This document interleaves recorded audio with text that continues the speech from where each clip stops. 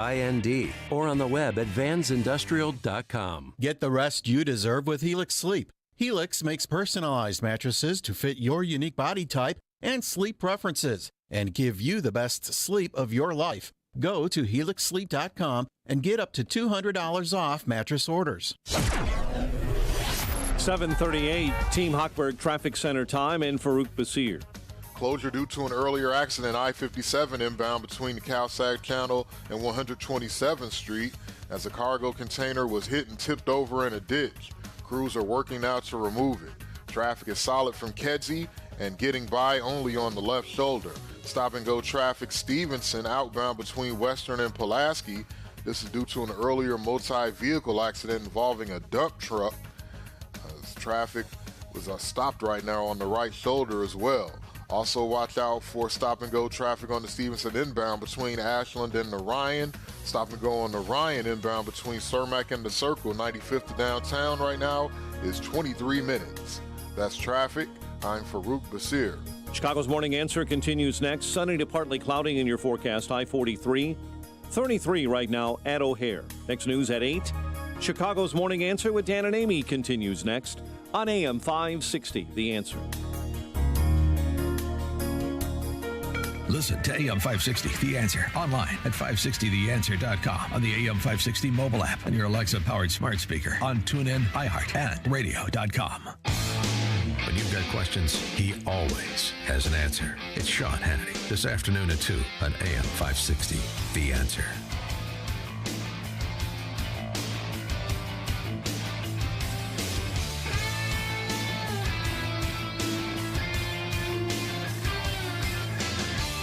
Experienced craft whiskey distilled locally, paired with artisan delicacies from the comfort of your home. GourmetExpos.com is taking their live spirits festival online Wednesday, December 16th at 8 p.m. Order your tasting menu today by using the promo code AM560, and a $10 donation will be made to the 100 Club of Chicago, supporting families of fallen first responders.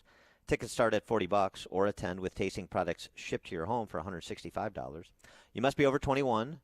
You must be 21 or over, I should say, and provide proof of age. Get your tickets today to ensure you receive your tasting products on time, and find all the details at gourmetexpos.com using the promo code AM560 to support the 100 Club of Chicago. The November jobs numbers are out and did not beat street estimates. U.S. economy adding 245,000 jobs in November. Unemployment rate falling to 6.7%. Which is still well ahead of the recovery that was projected over the summer. But nonetheless, this amid rolling lockdown policies in big states and big cities, which has sort of been a recurring theme. Yeah, I don't know how long it's going to last, 6.7%. For more on this, we're pleased to be joined by Scott the Cow Guy Shellady, Fox Business regular. Scott, thanks for joining us. Appreciate it. There we go. Good morning. Excuse me, Scott. Sorry. Your comments on the November jobs numbers.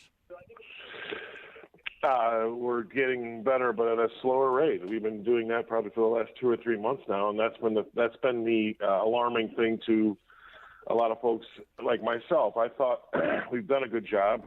We still have just over 4 million people that are still out of work, looking for work. We've got more than just halfway. We're basically halfway through the damage that we did from the beginning, starting in March. But still, we've handed the baton to Biden when we are definitely slowing. And you just mentioned, rightfully so, the draconian lockdowns that we're about to face here. And even though we have a vaccine in the distance, there's going to be a rough patch here that we're going to have to get through. And unfortunately, we're going to have to get through with less arm than we thought we had. It's hard. We keep wanting things to get better, but we keep trying to hurt ourselves. We're like a bunch of high school girls that are cutting ourselves, right? We love the pleasure. The pain is pleasure for some reason. So we're throwing the economy.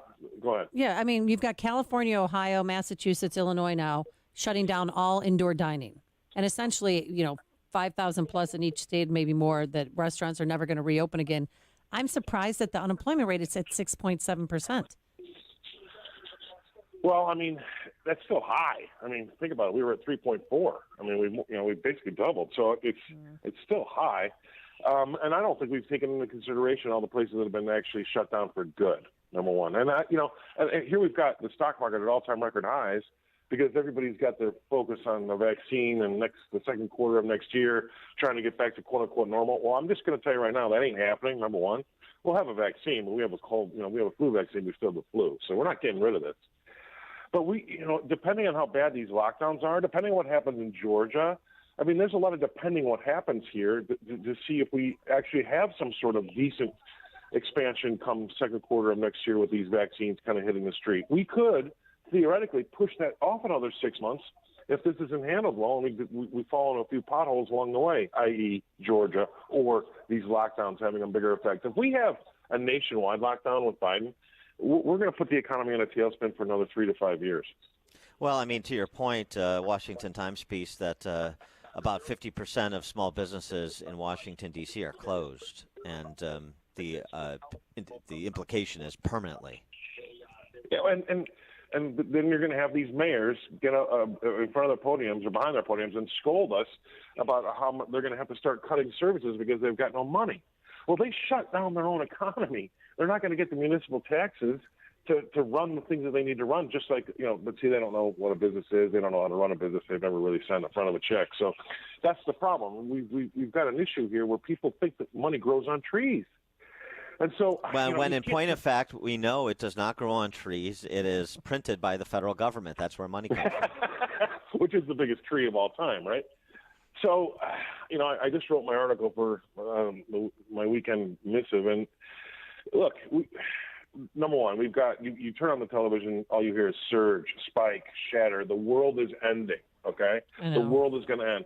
Well, let me just tell you right now, if the world was going to be ending, the smartest guys in the room work at some of these boutique financial firms across the globe. And there's no way that they would be put their capital at risk if they thought the sky was falling, the stock market would be falling faster. Okay, so take a little bit of comfort in that. Number two is, they also write a lot of 30-year mortgages, right? And they write a lot of 30-year mortgages on oceanfront property around the world. But we've got ice caps that are melting, and we've got global warming, and all these places are supposed to be underwater in 15 years, but these guys are still writing mortgages for 30-year loans. So the global warming is not showing up in the financial world, right? Neither is the end of the world with COVID showing up in the financial world. So keep an eye on those two things because that's where it's going to show up first. And right now they're telling us it's going to be fine, but the television's not telling us it's going to be fine. And everybody's so afraid now they can't do anything. And that's going to slow this economy down and slow the recovery down. And it's coming through in the numbers. We are absolutely slowing down, and we have been for the last 3.5 months. Well, let's talk about the Georgia runoffs. The latest polls show Purdue and Loeffler, both down in the polls. And if those two seats are Democratic, that's going to be a big problem because then you're going to have Puerto Rico probably as a state and 2 more senators there, Washington, D.C. as a state and 2 more senators there. How is that going to affect the markets? Markets don't like taxes, and that's a $4.4 trillion tax plan that's going to get through if that's the case. So you can take it from there. I mean, why would anybody want to be long the stock market when you've got the $4.4 trillion tax plan going to hit the street? I mean, it's insane. It's absolutely insane. The guy ran it on, I'm going to raise your taxes, and people voted him in, or somebody voted him in, and that's what's going to happen. I mean, I don't understand what people expect. The world's on its ear. When Cuomo gets an Emmy for handling the coronavirus, I just don't understand what planet I'm on. Well, and again, the sort of big picture macro data here in terms of who's being hurt. This journal piece before the announcement of the November jobs numbers today, the U.S. labor force is 2.2% smaller than it was in February. That's a loss of 3.7 million workers. That is substantial. The labor force participation rate, 61.7% in October, down from 63.4 in February. That is near its lowest level since the 1970s. And who's getting pushed out of the labor market right now? Baby boomers, generally speaking, and women, more specifically speaking. Right. And so when you go to Dairy Queen this weekend and there's a 98-year-old woman serving you ice cream, that's a good example of what the world's going to look like in a few years. Because, again, going back to our legislators, with what they've been doing as far as picking and choosing the businesses that can stay open and have to shut what's essential and not essential. They're turning Main Street into the only place that can survive this type of a downturn, and that's big box stores and chain restaurants. Main Street USA is going to be Bed Bath & Burger.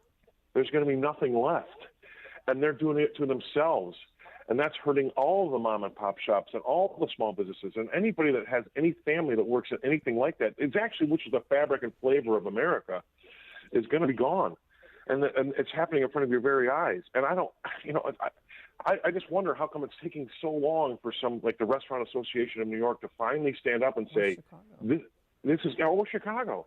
Why aren't they all opening up on Monday morning? There's not enough cops to handle that. You know what I love, Scott? I love that Governor Newsom and Governor Pritzker, they shut down all the bars and restaurants and then say, we need federal help for the restaurant and bar industry.